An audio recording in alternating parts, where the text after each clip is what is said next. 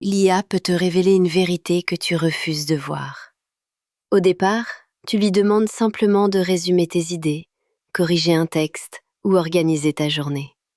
Elle répond vite, sans fatigue, sans jugement apparent. Puis un détail apparaît.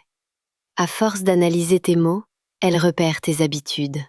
Les mêmes excuses, les mêmes hésitations, les mêmes objectifs abandonnés après 3 jours.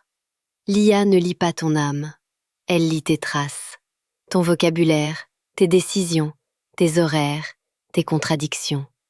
Chaque message devient un petit morceau de ton comportement.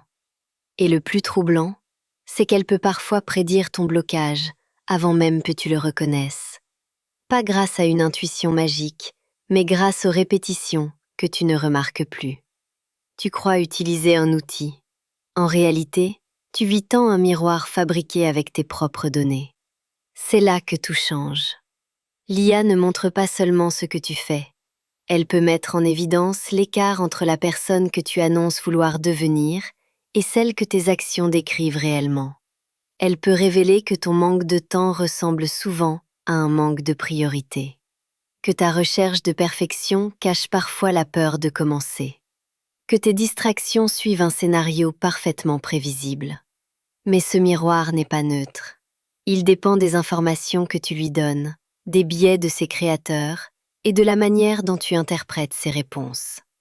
Une IA peut donc t'aider à progresser ou renforcer une fausse image de toi. La révélation la plus forte, la voici.